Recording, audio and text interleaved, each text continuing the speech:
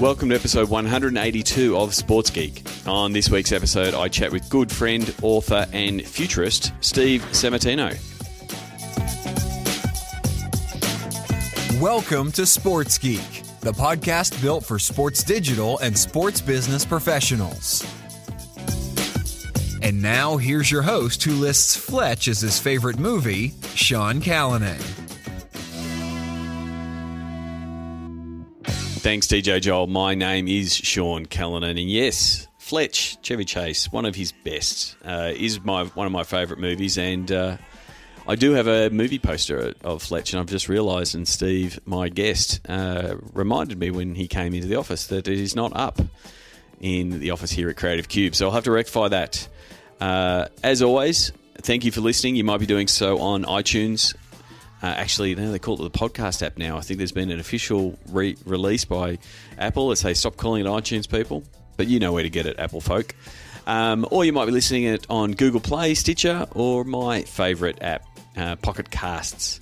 As always, you can contact me at Sean Callanan on most platforms, or you can try via email, sean@sportsgeekhq.com. Or if you want to catch up with me at any time and have a chat and see how potentially Sports Geek can help you, you can simply go to sportsgeekhq/chat with Sean and book in a time. Stay tuned after this interview with Steve Sammartino because we've got a new download to help you with your Facebook ad campaign. So that's a little tease. That's what's known in the game as a tease. Listen to after the interview. So Steve Sammartino is a good mate of mine. He's the author of the book The Great Fragmentation, and his second book, which I highly recommend, The Lessons School Forgot. If you've been listening to the podcast for a long time, you might remember episode 29 where I caught up with 28, 29, I think it is, back when I spoke to Steve about the Lego car. You can simply type in Lego car into the internet and look at that YouTube clip. I was part of a project with Steve. Steve's now a keynote, well sought after keynote speaker globally, talking about the trends and how the technology trends are affecting multiple industries. I've done podcasts with him before outside of Sports Geek. We did several podcasts on Beers, Blokes and Business, talking about business and trends and what can happen. So I thought it'd be a good time to rekindle that conversation and talk to Steve about trends in technology and how they might affect sports. So here's my chat with Steve Sammartino.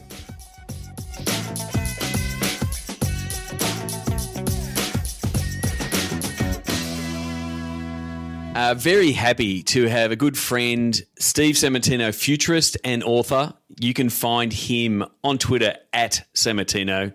I'm contractually obligated to mention his Twitter handle every time I introduce him. Steve, welcome to the podcast. Mate, there is no promotion without self-promotion. You know that, Sean. You're in the sports and sponsorship game, and you know it inside out, brother. Yes. So Steve and I have done a lot of podcasts together. You may have listened to us way back in episode, I think it was 29, talking about the Lego car and the super awesome micro project. And now you are a two-time author and a keynote speaker, futurist, talking about the latest trends in the world and how technology is changing everyone's lives. And so what I want to do is, I guess, have the conversation with you around what are some of the trends and then how they're going to affect the world of sports. Let's do it, mate. Sounds exciting. So I guess, wanted to get started with you on how one of the big trends that's happened in the last 5 years in sport is the live experience and getting people to the game, the cheeks in the seats, as I say often on the podcast.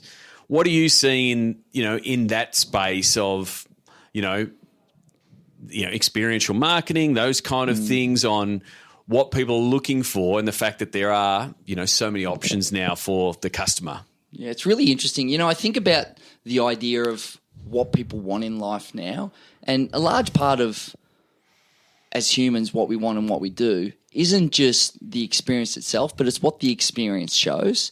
So we've got this world now where we've got every product that we could hope for. We've got houses full of stuff and garages that are full of stuff.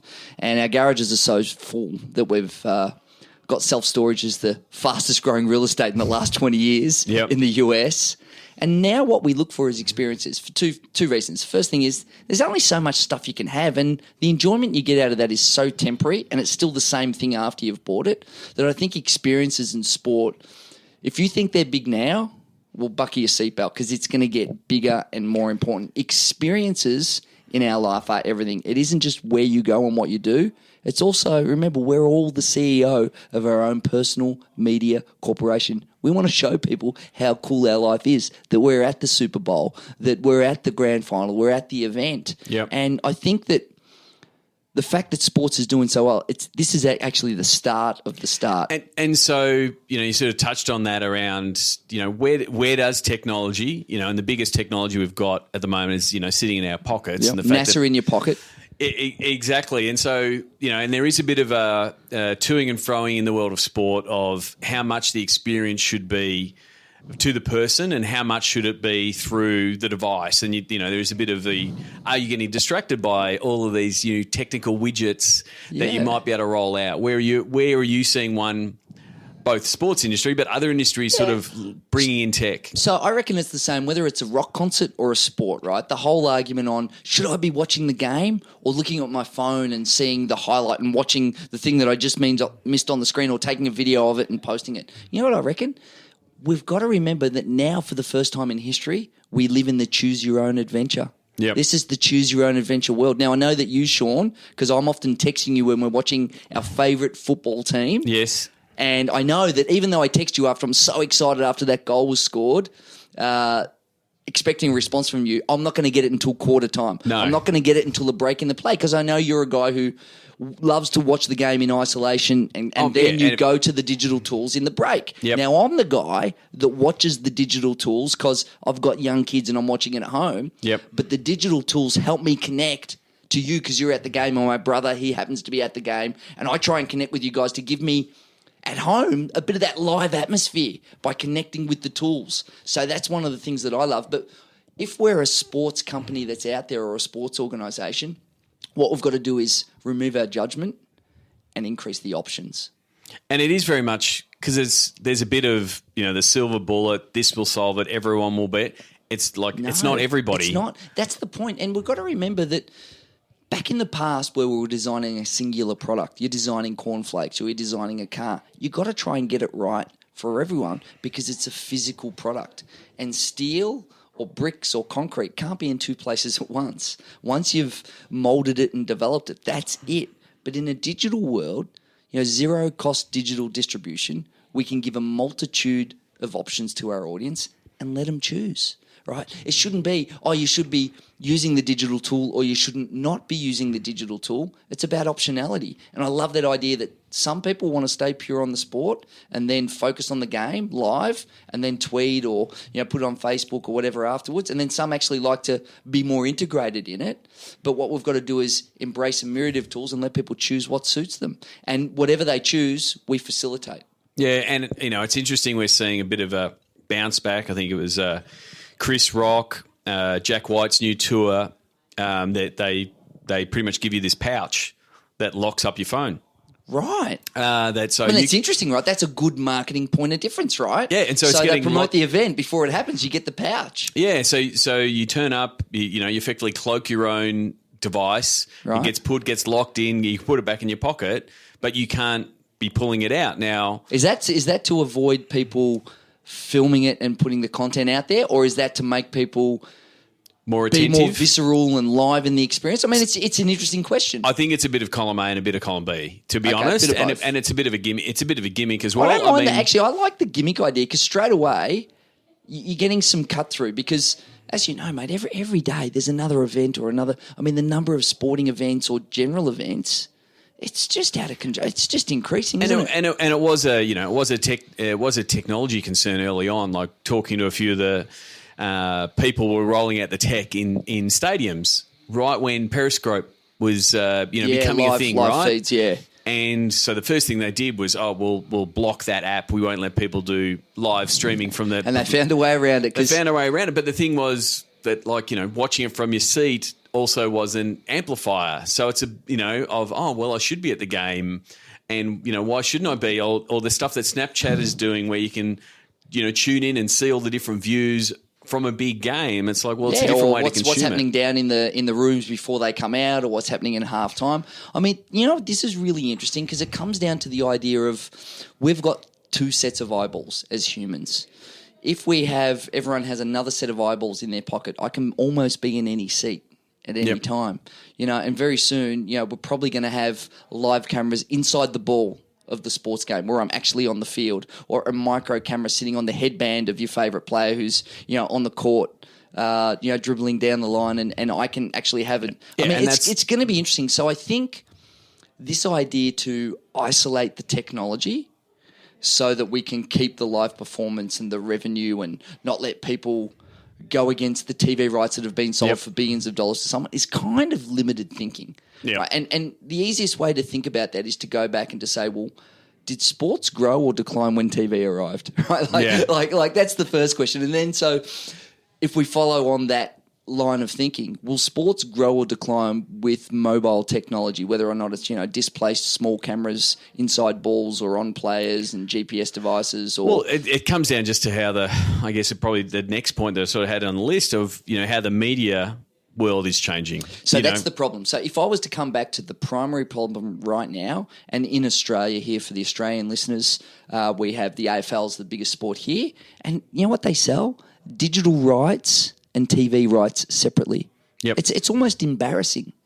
It's 2018. That is a ridiculous viewpoint. And but that's a common one because the TV companies early, in the last 5 years or 5 years ago, they weren't in the digital game, and so it became that split. Yeah. And now what we're seeing is that correction of there's a bit of TV, traditional TV companies like with their pants down, going, oh, hang on, all of our consumers are going into a streaming OTT world. Right. And they're starting to be players in that space.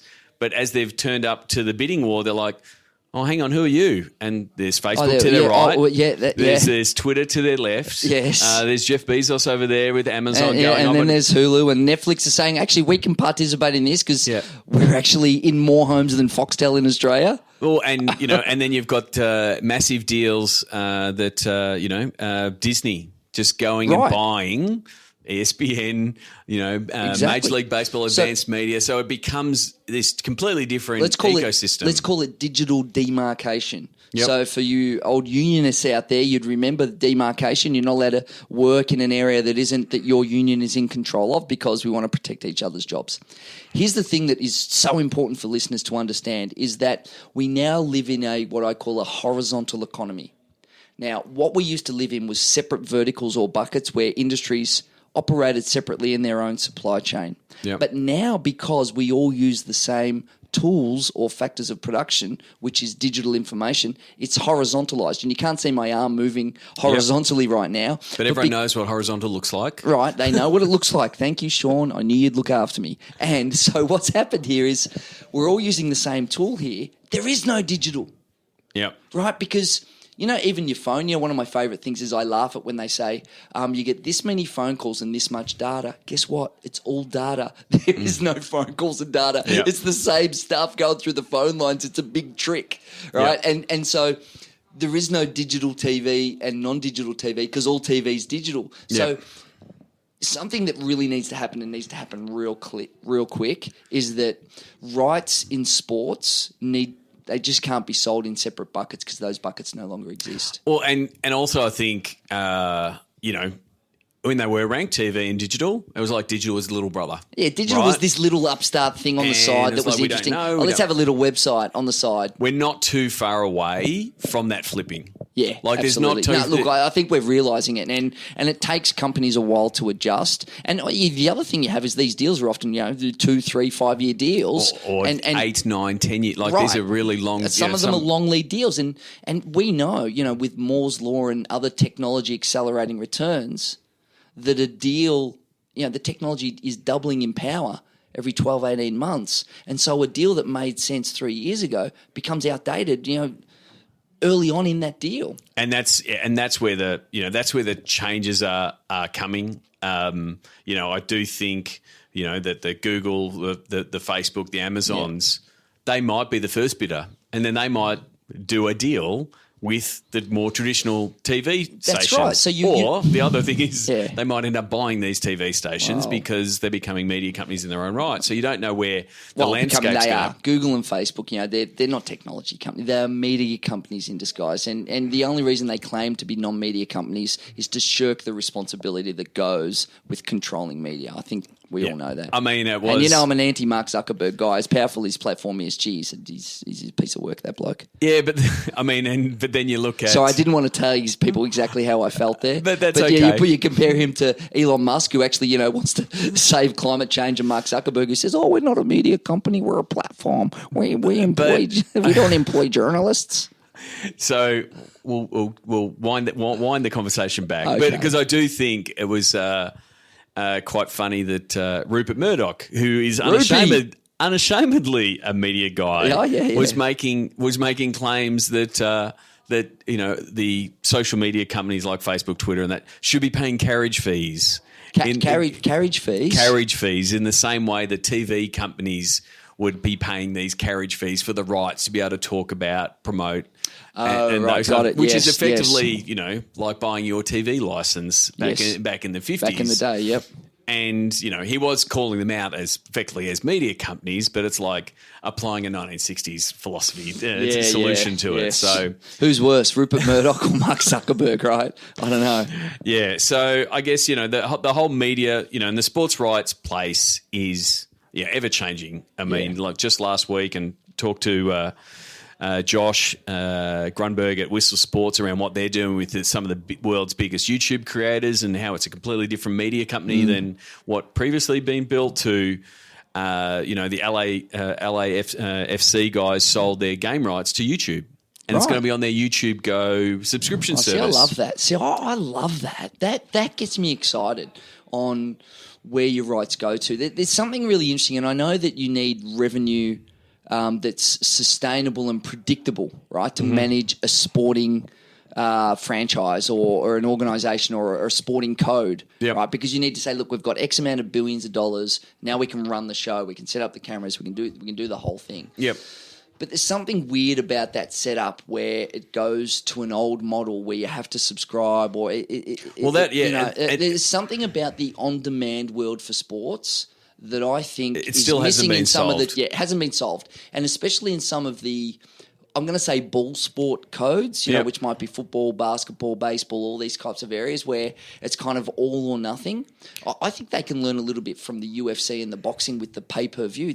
For me, that just seems right. Well, there is so the NBA has brought in like single game purchases and those kind of things. And see, I reckon I'd pay more to watch my sporting team in Australia, the AFL, because I don't sign up to the Foxtel. So I would buy the game that I want to watch for $20. No problem. Yeah. And I'll pay you the money. They don't even give me the option. So you know what I do? I steal it. Right? Yeah. They don't give me the options. I'll go out and steal it. And that's where the user demand and the way that they're expected to consume has not caught up with the technology that's been rolled out. We saw the same thing in music. Because they're in love with yesterday instead of in love with tomorrow. But we saw the same thing in music for a long while. People like just downloading, and Napster was big. Because they wouldn't let someone buy a song. No, you have to buy the album. And then iTunes just figured it out and went, oh, this is how I buy a song. Oh, that's easy. Oh, Spotify, I can just buy a subscription and get it. So it's about putting those new models on. And testing them. Why not testing it? So, there's nothing wrong with a sporting code or an organisation that runs with a cable TV or a pay TV saying you can buy this game. And they still don't do it in, I understand, certainly in our country in Australia, but I don't know. What is it like in the US, Sean? So it's a bit the same. It's still TV rights, drive subscriptions or league pass, that kind of thing. So there's still that direct revenue model. Hey, we've bought the rights. You want access to this thing, you've got to go through our paywall, right? Which is pretty much the way. Which is fine, but why not just sort of say, you can either pay $100 for a year or whatever the number is, or $30 a game. You know, I might end up spending $120 for 4 games and still be happier because I don't want to buy stuff I'm not getting. And I'm actually happy to pay a premium for the thing I want when I want it. You know, they need to learn from 7-Eleven, right? You pay $4 for a Coke because you want the Coke there and then that's cold, instead of going to the supermarket in advance and buying a 6-pack of Cokes for $2. Yeah, and that's where I think, you know, I did speak about it when I sort of reviewed the Mary Meeker slides and stuff like that, and what's happening in China and India around how their digital ecosystem has evolved to having quick, micro, easy digital payments, which it hasn't happened in the, you know, the greater Western world. Market. You know, there's a really interesting point there, Sean, and I love this idea of industrial leapfrog. See, what happens is if you have a legacy industry with a mode that has worked for a number of years, we just kind of get so stuck on that and in love with yesterday. In the new economies, you know, and I go to China a lot, and like India and Africa, because there's no legacy, they're open-minded. It's almost like they're not indoctrinated to yesterday's thinking. Yep. And that's why they're doing so well, because they're prepared to experiment, and you don't have these industries trying to stop it and say, no, we want it like it was yesterday. Yeah, I mean, so that's where I think that potentially those models that are working and people just, you know, click a button and they buy, you know, order a taxi with the same app that they order their food with, and they buy a digital service. WeChat in China is crazily integrated. Exactly, and that's the thing. You know, talking to Andrew Collins about that sort of space, like, you know, why isn't that type of integration? And again, we are like 2 steps away from Facebook saying, "I'll click this button and you can buy that content." Like, they're pushing into that media space, and that's, you know, yes, they're making all their money with advertisers at the minute. But they're not, you know, they're not that far away from going, oh, that's a show I really like. Oh, I just have to click the button to pay it. Property. And, you know, then they become a player right next to, you know, iTunes and Hulu and Amazon. That's where you purchase content. So absolutely. I think it's just taken, like you said, we're used to the old models of... And the power structures of the people who have the influence on government and control these companies and have the relationships, you know, with the big media and the sporting organisations, where, you know, they're too nervous to take a punt on piecemeal revenue versus consistent subscription revenue. But I think consumers have voted, and we've seen it in many industries already, that we want either all you can eat or to buy one item off the menu. This get in the middle bit of you get a subscription and you get this and you get that and you get the other, but you don't get that. That doesn't work. It's either you get everything for one price like Netflix, or you buy on demand like YouTube. Not YouTube, iTunes. I meant to say iTunes. So, which sort of leads to another discussion, which was one of the points that I sort of said, where does it fit in the world of sports? Because you were talking about big business, centralized rights, dictating to people how they should get it. Yeah. And then you have the buzz and the ups and downs that's happening around blockchain and cryptocurrency. And it's like everyone goes, oh, there's a solution. Blockchain will fix everything, apparently. I love, you know what blockchain's going to fix, Sean? A lot of people don't know this. World peace. Yeah. Climate change. It's got cancer in its sights. No violence. Racism, like blockchain's going to, it's going to solve every problem in the world. So we're not just in that riff of blockchain is going to solve anything.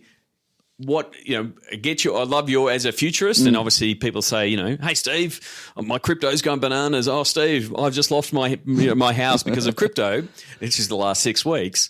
You know, they're obviously asking you, how is blockchain going to potentially disrupt our industry? So can you give us a bit of, you know, what's your definition and how you explain it to people, and then we can sort of figure out where it might fit in sport? I'm gonna start with an analogy, okay? If cryptocurrency and blockchain, if I was to separate the two and give an analogy we can understand, I would say that cryptocurrency is a website. Okay. And blockchain is the internet. Okay. All right. So cryptocurrency is a way that blockchain can be used. And weirdly, we invented blockchain technology to create the website, which is actually what happened on the internet. We wanted to share information, so we had to create the internet. But the real value of the cryptocurrency technology is the blockchain that sits underneath it. Yep. And so, as you know, cryptocurrency is a way of having a distributed currency that no one owns. The blockchain actually is a way of tracking and exchanging things of value. That's the way that I describe it. So it's not going to solve all the world's problems. But anything that requires a middleman or a middle person, sorry, I don't want to be misogynist, a middle person or an organization that is an authoritative figure or a stamp provider, that stuff can be circumvented by blockchain technology. So it enables two people to independently transact with each other using cryptography instead of an authoritarian figure. So anything that you go to someone in the middle, whether it's a bank or someone for a passport or whatever, that's where the blockchain comes in. And so for me, actually, it has a lot of really big implications for sport. Yeah, so, I mean, I can't remember if I've used it before, but I do record all of my I send it off to DJ Joel for the intros, and one of the ones that I wrote recently was, I see a sports league or most likely a league or even a sport launching their own cryptocurrency to say, this is what we're going to launch this as a part of our ecosystem, and it might be for grassroots and how you interact in that space, but it also might up to be, get into ticketing. Again, it is getting into the blockchain and cryptocurrency and the hype and that kind of thing. But is that something that potentially? Look, I think there's big opportunity within ticketing. Yep. And the idea that scalping is an interesting idea. Yep. So the idea of scalping being avoided through blockchain technology is a good one. That's where we could find out, keep track of who had the tickets and where they came from and whether or not it's real or false tickets. That's one of the solutions. So it could, blockchain so it could absolutely fix fraudulent. Could fix that problem. Yep. Fix fraudulent tickets.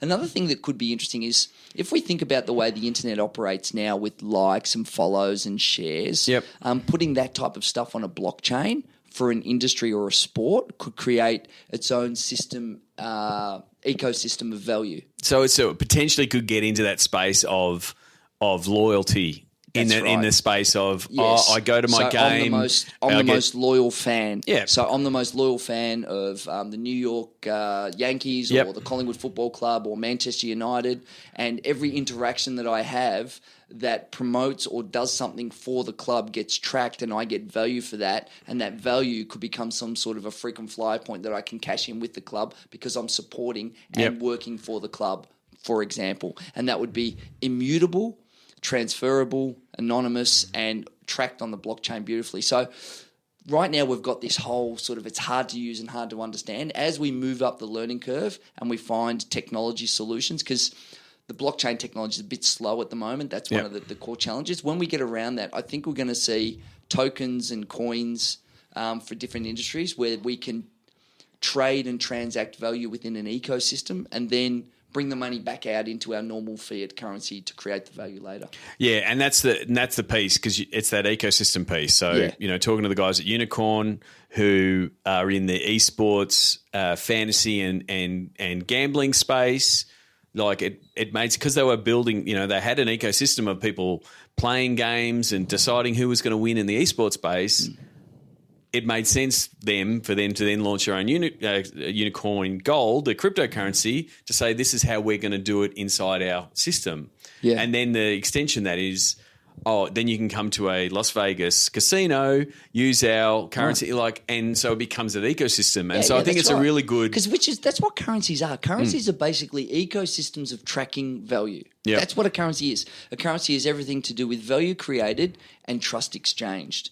And so if we can do that with blockchain technology and track it on our phones, then it opens up all sorts of opportunities to grow industries, and we can trade it back out into our normal currency. I actually don't think we'll use the cryptocurrencies necessarily to trade in the real world and buy hot dogs necessarily, or clothing, or so there will normal be things we buy. Yeah. I think it'll end up as little eco trading systems that we use to create value, and then we trade it out. Almost a little bit like frequent flyer points. That's a really good example of, I think, how it could, in a less complex way, we could have a frequent flyer point mentality that goes into all manner of industries that we happen to interact with or be loyal with.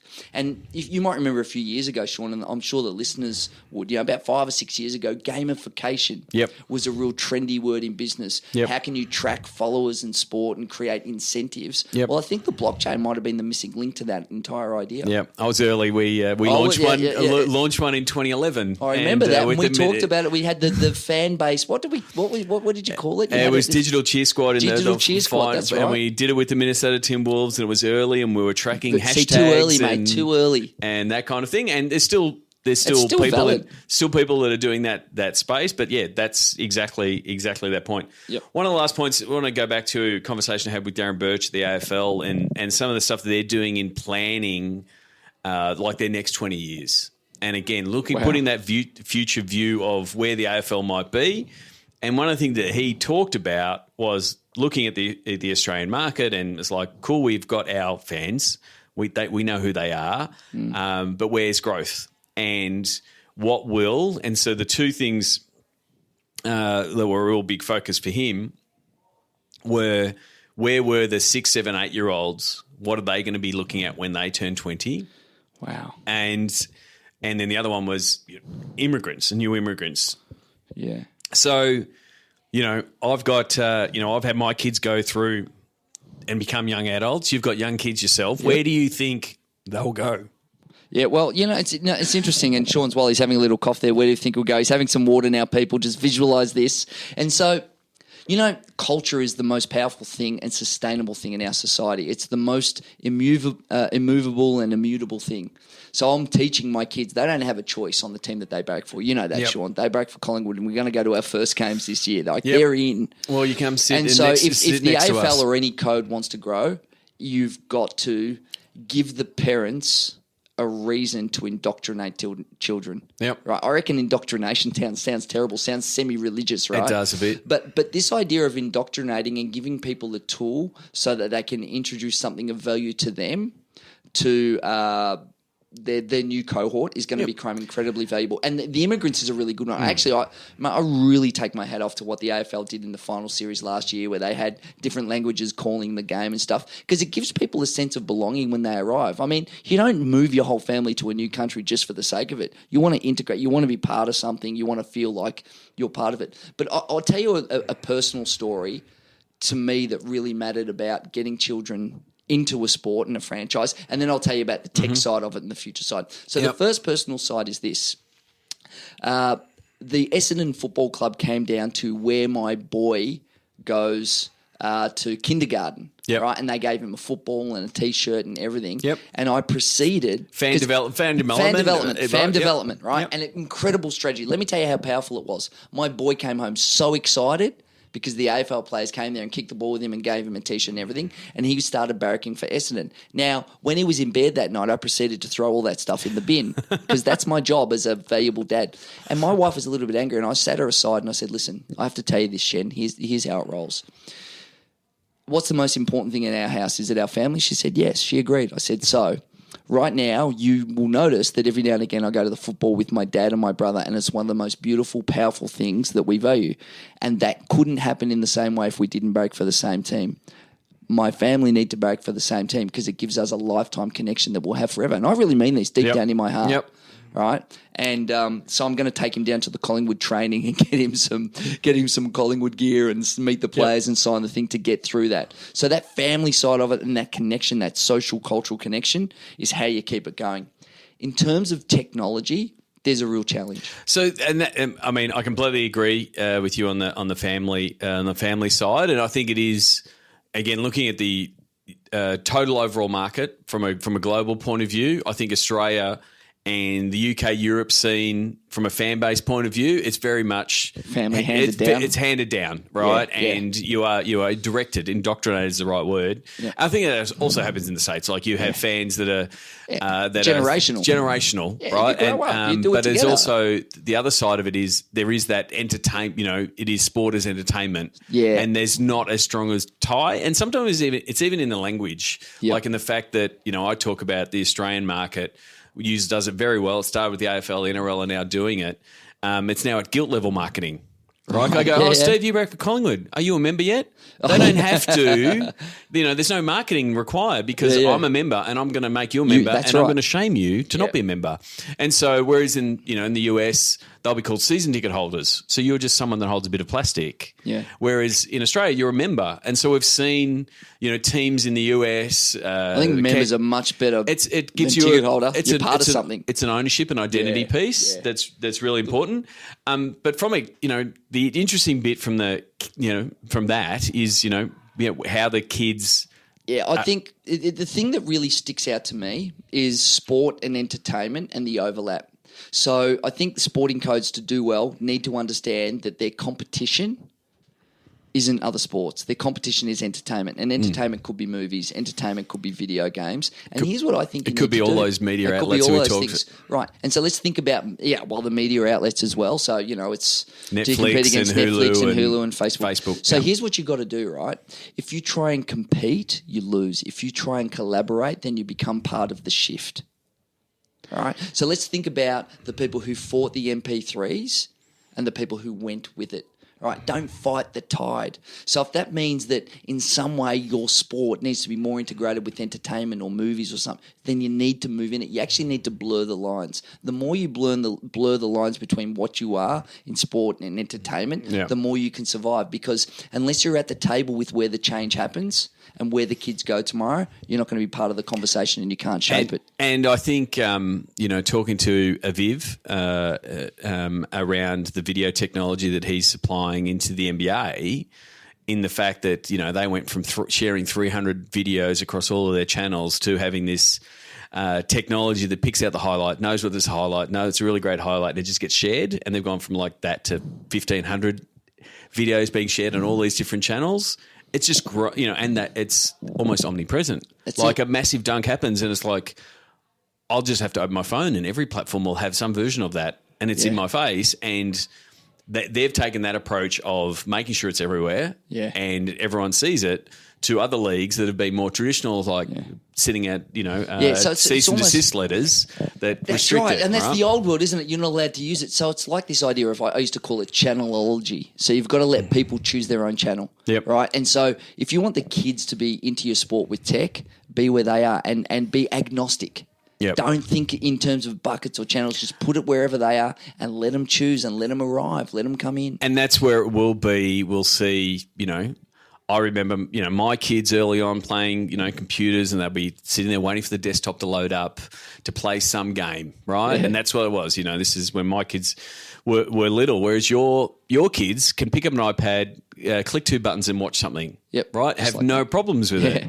And, now my teenage kids, adult kids now, they consume most of their content on YouTube, right? And that's where they're getting it. So that whole channelology, the AFL, the NFL, the NBA, they have to be on those channels. Yeah, otherwise they'll never get. They're still a bit singular. They're still too singular. You cannot be singular. You've got to be horizontal. If you're horizontal, you participate. If you're singular, you don't. I mean, I think the EPL in the UK did a great job really early on by getting into gaming and, the PS games and all that kind of stuff. And the way they integrated, the FIFA sport and everything, right across every year it was the update. They were in it. Yeah. And I'm not surprised that the EPL is such a big sport because I actually reckon the way they've done it's been really smart. Well, FIFA overall, it's becoming such a value piece for all the leagues worldwide that they're now doing jersey sponsor reveals.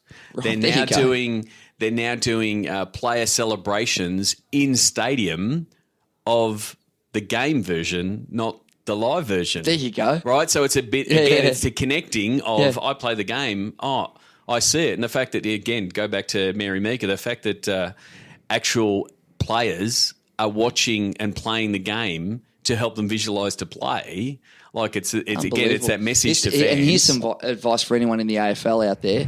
Here's what you got to do. Every year there needs to be a different away jersey for every team that is collectible with the year on it. And even Collingwood, who I break for goodness sake, you're missing it. Geez, you're missing the revenue opportunity here. Do I have to come there and put the money in your pocket? Get a different jersey every year with a different colour on it that you can sell. I mean, that's 101. I mean, we've seen that with the NBA done its new deal with Nike. They come out with 4 editions, and it's like, well, I'm a fan. You've I've got to have 4. You've got to collect them, man. You've got to Yeah. collect it because as humans, we're collectors. So for people who don't know, before you became a futurist, speaker, author, you spent a lot of time in the advertising game. And when I said, hey, let's come on and talk about the future, you're like, I want to talk about the future, but give me a platform to talk about Super Bowl ads. There it is. So the Super Bowl was on recently, Yes. and you wanted to talk about Super Bowl ads. What do you want to talk about? Well, it's really interesting for me.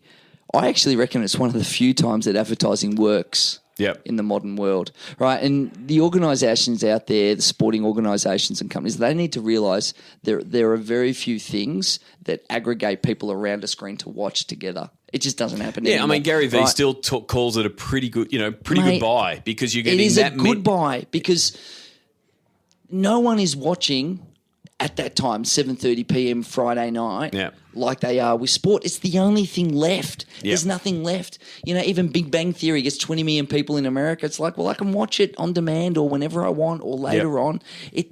There's very few things that are time-based. Sport's the only one left.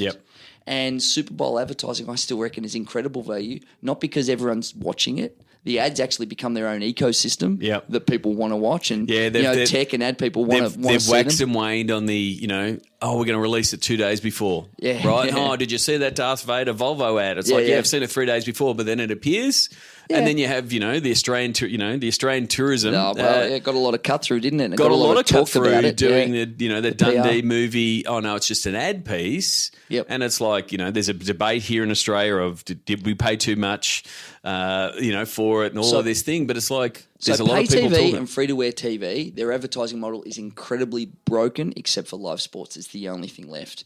And so the idea of, and I had in my first book, The Great Fragmentation, where I talked about the future of advertising. And I said the only time advertising ever works on a TV platform is going to be when it's live. And that's still true to this day. And that's the one benefit that sports can leverage to the nth degree because the game is the game. If I think about the biggest sporting event It's the in the ultimate last year. reality TV. It's the ultimate reality TV. The McGregor fight. Last year, Mayweather McGregor, that was unbelievable. Like, I was at this kid's party when it was on live on a Saturday, I think it was a Sunday afternoon, and he was having this big argument about his wife. The fight's just started. When are we leaving? It was like a 6-year-old kid's party, and he was going ballistic, and there was this big hoo-ha about it because he wanted to go see it live, and he couldn't look at his phone because he was scared that there was a pop-up on it and everything. I mean, that's the benefit of live sports and advertising. And the Super Bowl, I think it still kills as an idea for live advertising. I think it's incredible. And I was sitting down watching the ads. I was as excited about the ads. Well, actually more excited being an ex-ad man than I was about the game itself. And the Super Bowl is the pinnacle for the ad space. Like they've built it up for that piece to say this is the best thing, but also from an ad point of view, you should be debuting on this space. So I think even Jeff Bezos got his head in this year. Hey, Bezos wanted to get his rock star on. Yes, with the Alexa ad. So it is interesting. One of the things I wanted to, I guess, pick your brain a little bit on being a futurist, and we are looking at the time and understanding that I've made the agreement to pay your parking fine should we go over.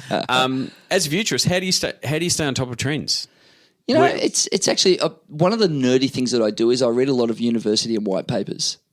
So if I see something, I've got alerts set up on Google. So Google Alerts, your world's best friend. So I have certain tech categories of things that there's a lot happening on.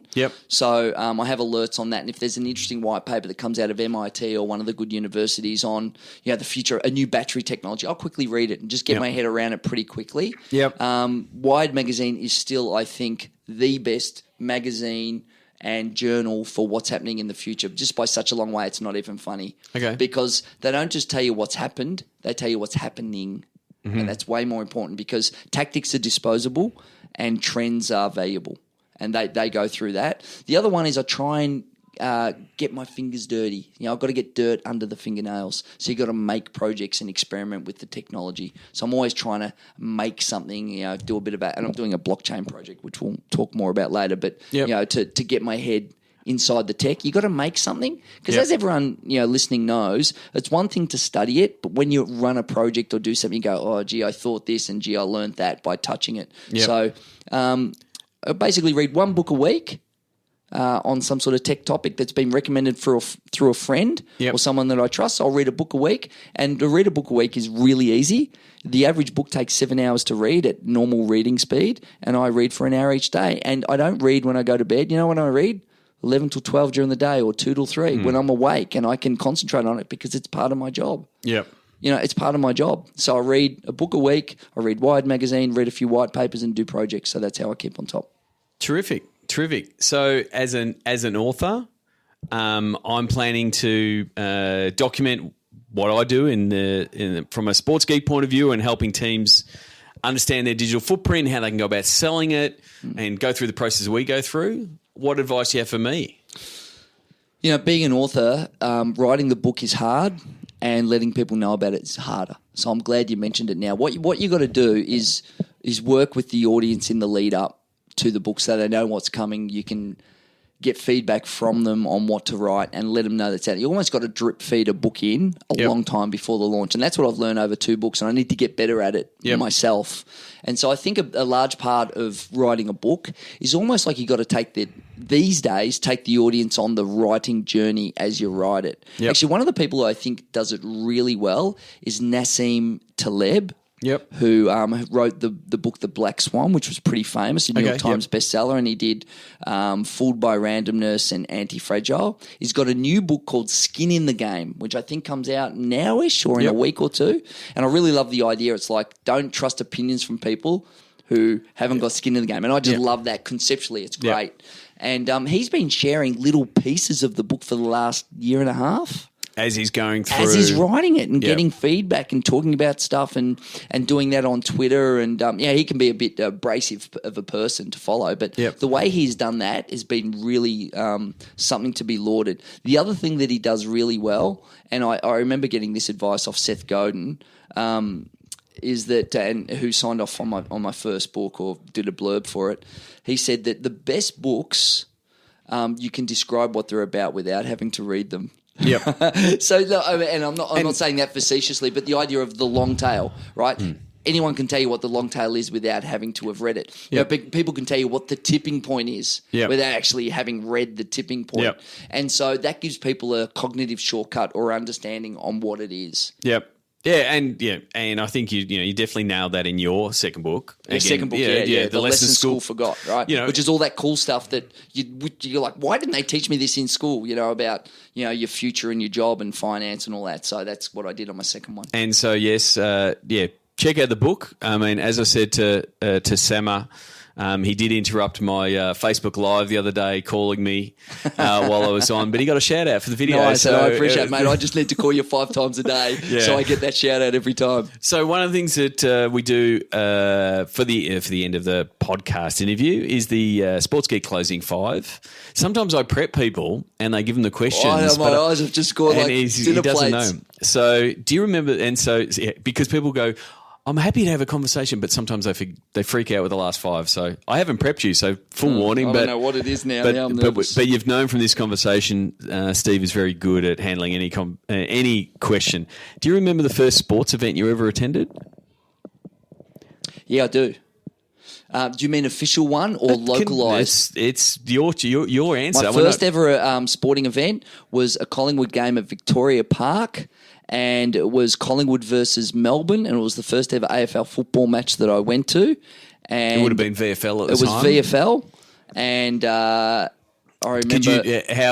How old were you? I would have been, I reckon, 5 years old, so it would have been about 1970 something, 79. And so, did you stack the steel tin Mate, cans? Couldn't see the whole time. I remember there was a lot of swearing, and Mum was like, "Don't worry about those words, son," putting her ears over, because this is back in the dark old days. Yeah. And I remember after the game, everyone could run on the field then and try and touch the players before the end of the game. The only thing I can remember is running out on the field and getting mud all over me, and Mum being so cross that me and my brother had mud all up our jeans. Yeah. So, fond memories of Victoria Park, standing on the tin cans so you can see. I didn't see much of the game because I was too little. And this is when you didn't have seats. It was standing room only. Yeah. Yeah. So when you do go to a sports event, or if there might have been a few different places you've been, do you have a favourite food memory or a go-to food when you go to the footy? It's got to be pie with sauce. Pie with sauce? I want pie with sauce. I want it to be just the right temperature where it just burns my mouth a little bit to give me a memory when I go home. And now that I'm older, I get a beer in a plastic cup. So me and my brother, it's like, who's getting the beer? And who's getting the pie, and you get a pie and a beer and you eat it, and it's just, mate, it's one of the great moments in cold Melbourne weather. It is, and it is it's something about the pie warmer that gets somehow it gets the pie too hot in the middle, and a little bit cold, and it tricks you, so your body goes. What's the first app you open in the morning? First app I open in the morning is the Surf Report to see what the waves are like. And just fantasize about whether or not I'm going surfing. And then do you check then Sneaky Surf to see what's available? Yeah, I sometimes but I only go into Sneaky Surf on the weekends every time because that's when it tends to be busy. And weirdly, the app that I open the most, just hoping that it might be good like it was in the past, is Twitter, which I still open that first for some reason. Yeah, it is. I mean, it is a bit of one, check who's pinging you. Yeah, that's what I do. And I always go to the @. I don't look at the feed. I look at the @ in case, because my view is social media is you reach out to me, I'm going to answer you every time. Just test me out there, listeners, at Sammartino. I answer everyone every time. So I always test to see if anyone wants to chat to me. You have given a few names, but is there in who you follow? But is there someone that you would suggest that the podcast listeners should follow, and why? It's to stay up on trends, just interesting. Whether it's an author, someone on Twitter, or something like that. Who would you say you should be following? Look, I still say Seth Godin and Daylight. Yeah, really. I mean, there's Gary Vee and all these other guys out there talking about tech. Seth Godin is the smartest guy that gets the humanity, the technology, the finance. He just gets it. And he's just prolific and smart and giving and generous. Yeah. Man love going on there. Actually, but if I were to look at someone who really understands what's happening with the trends of technology, I'd say Kevin Kelly. Yeah. His work is really exceptional, and he was one of the founding fathers of Wired magazine.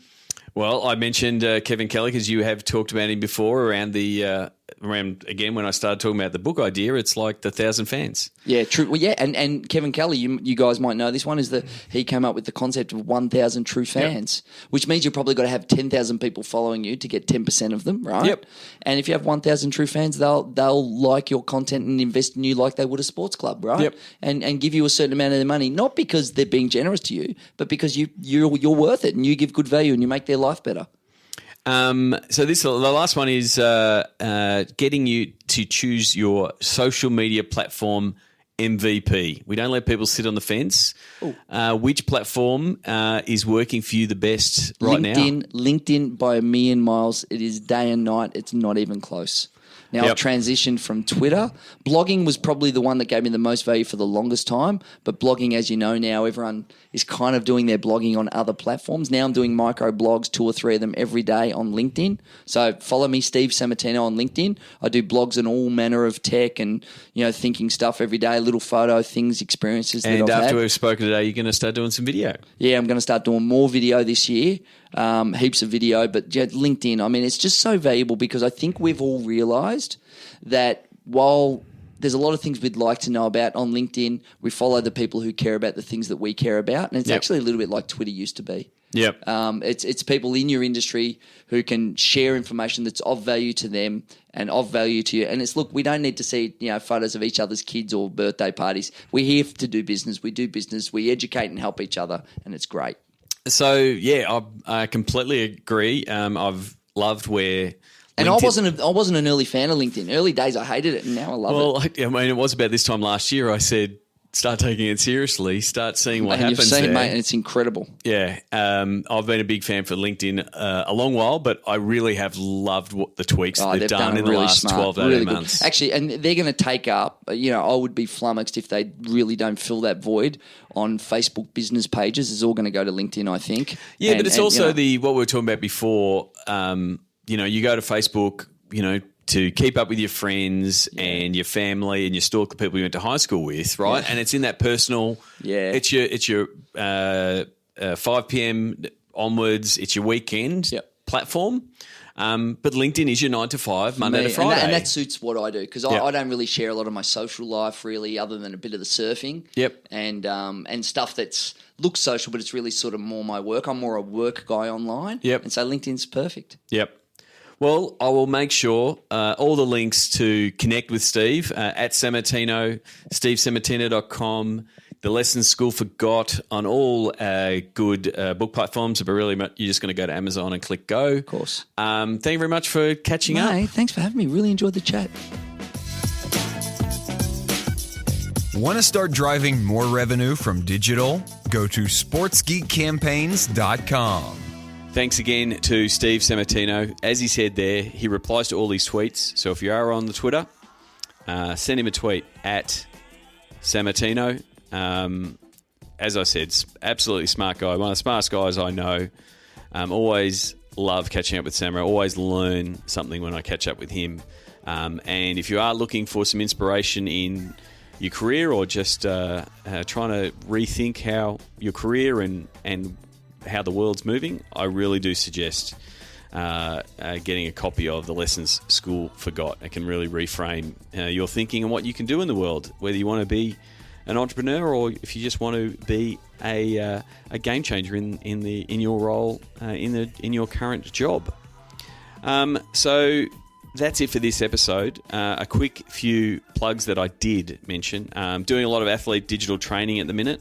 So if you have a playing group or a coaching group that wants to understand the digital platforms and how they can use them, get an update on what's happening on the social media platforms from an athlete perspective, and how they can find out the appropriate social media platform for themselves, as well as some ideas around content and understanding privacy concerns and security concerns, and also handling trolls, which is one of the major problems of athletes.